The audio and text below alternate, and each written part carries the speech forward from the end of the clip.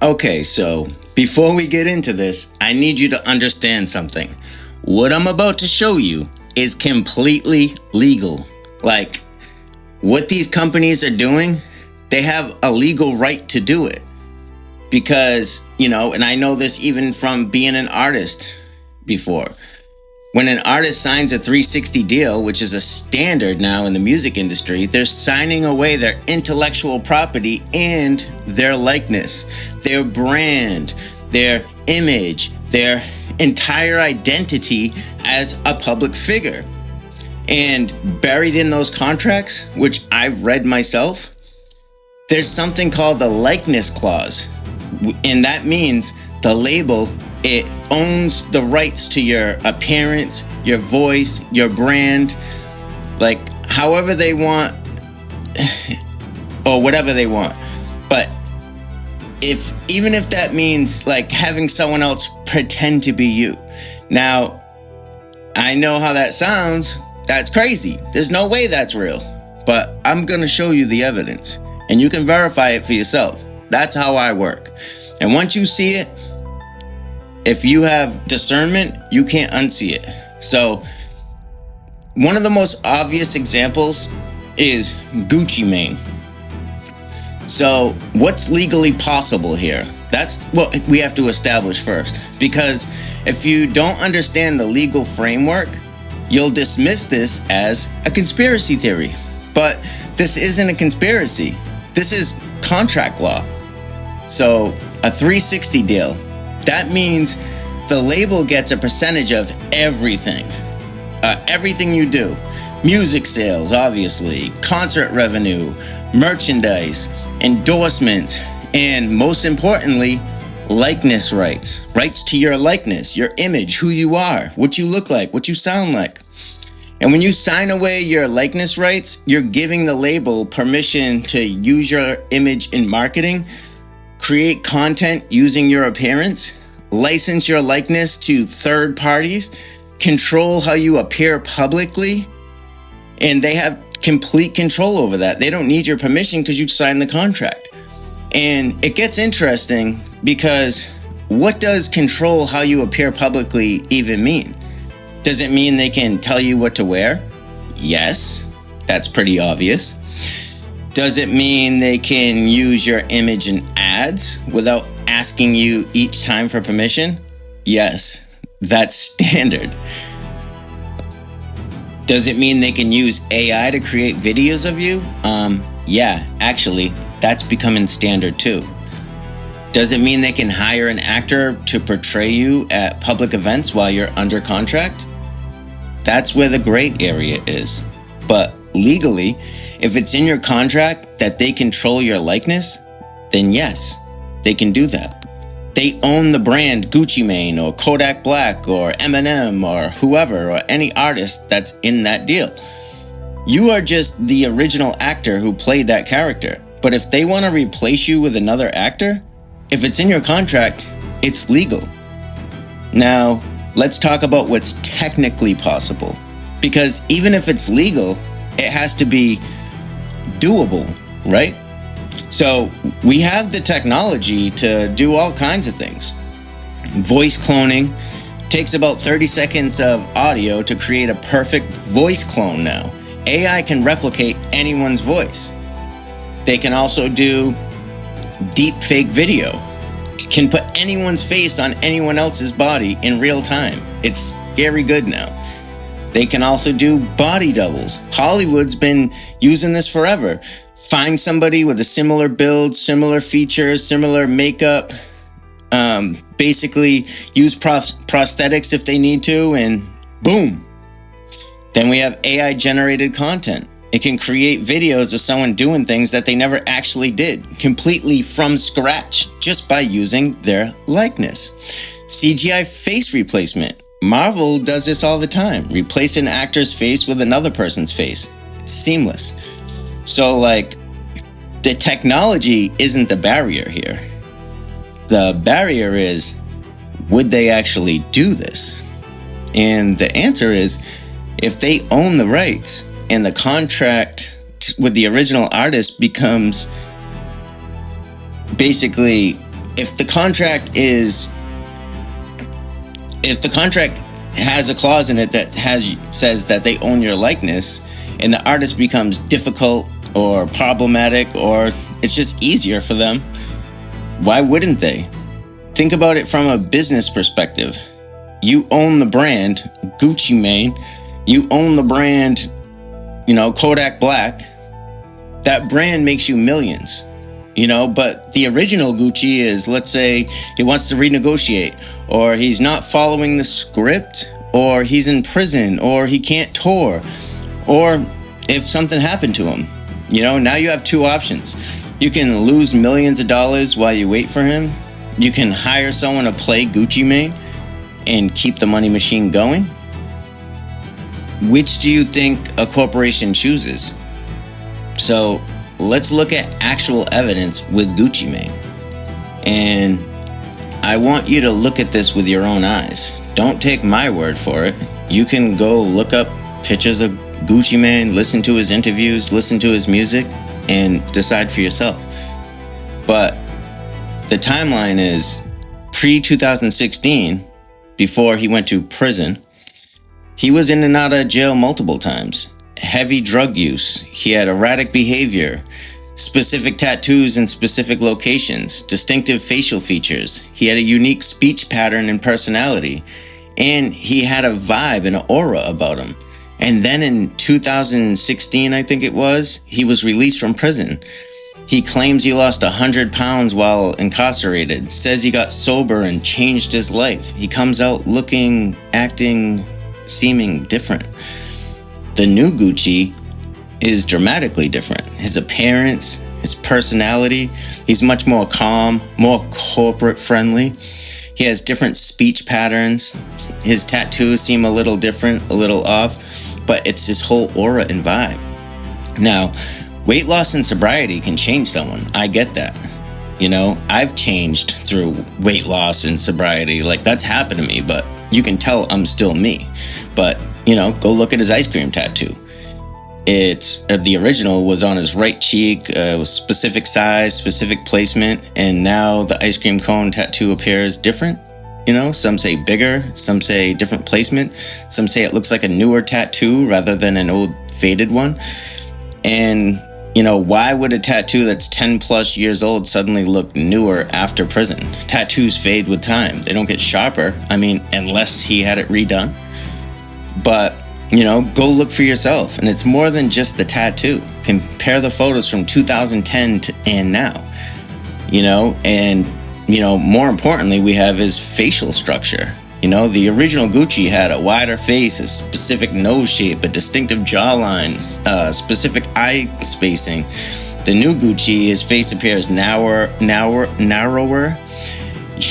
it's a tough word. But yeah, weight loss, bone structure, his nose appears a different shape, his jawline seems different, his eyes seem different, everything seems different, his whole aura and vibe is off. And weight loss changes fat deposits, but does it change bone structure, nose shape, eye spacing, ears? Find side-by-side photos, there's plenty of them out there. Look at his bones, not his fat. And there are the clone comments. Right after his prison release, Gucci himself addressed the rumors that he was a clone. He made jokes about it, but ultimately dismissed it. But why would that rumor even start if there wasn't something noticeably different? Like, when other rappers lose weight, do people say they're clones? No. When other rappers get sober, do people say they're clones? No. This rumor started because people noticed something. He wasn't angry or offended, he actually joked about it, which is either brilliant PR to diffuse it or him telling you the truth while making you think it's a joke. But his behavioral changes. The original Gucci was wild, unpredictable, confrontational, frequently in trouble. He had an anti-establishment vibe. The new Gucci is calm and measured, corporate friendly, no legal troubles, very establishment friendly. So the question is, do people change? Yes. Do drug addicts get sober and mature? Absolutely. But This is like a complete personality replacement. And from what I've seen, I just don't see the same person. The new Gucci is not really good at playing a rapper from the streets of Atlanta. It just seems off. It's not just that he grew up, but he's a fundamentally different person now. The old Gucci was authentic. The new Gucci reminds me of those actors playing thugs in Malibu's Most Wanted. Even watching the movie, they weren't thugs, but they had to pretend to be thugs in the movie to try to scare Jamie Kennedy. But the characters, their role was non-thugs acting like thugs. They played the role perfectly. And that's exactly what I see when I see the new Gucci Mane. The old Gucci was raw and authentic. There was no hint of him acting out a role. The new Gucci is obviously a fraud. And anyone who watches him can see how obvious this is. And especially if they have experience with real people from the streets. And then we have the audio analysis. Just listening to him is not the same. And this is where it gets technical, but voice analysis software can detect differences in vocal patterns, speech cadence, pronunciation habits. Some engineers have analyzed pre-2016 Gucci interviews and post-2016 Gucci interviews. They have found differences in fundamental frequency, speaking rhythm, pronunciation of specific words. Now, this could be explained by sobriety, maybe he talks different sober than when he's not sober, or could this be explained by a different person trying to sound like Gucci? And I'm just asking you to listen for yourself. Find interviews from 2012, then find interviews from 2018. Don't watch, just listen. Close your eyes and listen to the voice. Does it sound like the same person? Or does it sound like someone doing an impression? So, I don't want you to just believe me. I want you to verify this yourself. You can Google Gucci Mane 2012 and Gucci Mane 2018.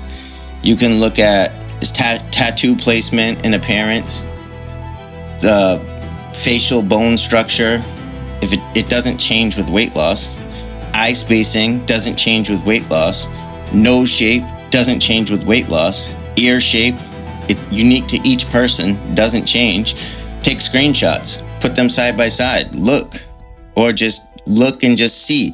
I mean, a lot of people that aren't even into, conspiracy theorists or whatever, they see this and they're like, whoa, this is a little crazy, Even people that don't have the discernment, they can still see this in Gucci Mane, Kodak Black, watch his videos on YouTube. It's actually really interesting. Close your eyes, just listen. Listen for speaking rhythm, pronunciation patterns, whole vibe, aura, his tone, his pitch, his laugh. It's very hard to fake someone's authentic laugh. Does it sound like the same person who just matured or a different person entirely? And watch his behavior, just his whole vibe, everything about him, his hand gestures, his body language, his energy level. Do people change their stage presence? Yes. But do they change their fundamental movement patterns? That's a lot harder. But there are actors that can pull it off, just maybe not perfectly. You can also look into contracts if you want to go really deep. This is harder because contracts are usually private, but you can look up 360 deal structure in the music industry, likeness rights in entertainment contracts, artist replacement body double in Hollywood. These are things that are available. You'll find this practice exists. It's legal. It's been done before. Paul McCartney theories, Avril Lavigne theories, Eminem theories. Whether it happened with Gucci is the question, but capability and legality are undeniable. Okay, so why does this matter? Like, if Gucci Mane got replaced by an actor and you can't tell the difference, does it really affect your life? Yes, it does. Because this reveals how much we're being manipulated by image. Think about it. If they can replace a rapper with an actor and you don't notice, what else are they doing that you're not noticing? And if they can make you believe that an AI-generated video is real, what news are you watching that isn't real? If they can use body doubles and voice cloning for entertainment, are they using it for politics, business, social movements? These things are important. This isn't just about, oh, weird conspiracy about rappers. This is about, do you trust what you're seeing with your own eyes? Or do you need to verify everything now? Because if the face on your screen can be literally anyone the corporation wants it to be, then nothing is trustworthy anymore without verification. That's why this matters. Not because Gucci Mane specifically, who cares about Gucci Mane? But because if they're doing it there, where else are they doing it? And it's legal. So here's what I want you to do. Don't take my word for any of this. Go look for yourself. Take a few minutes. Google Gucci Mane side by side. Look at him. Listen to him. Listen to his interviews. Listen to his old music and his new music. You know, the new Gucci Mane, he does a decent job, but you can tell that it's not the same person, you know? Ask yourself, do I know this is the same person, or do I just assume it's the same person because the name is the same, because the image is the same, because the likeness is the same?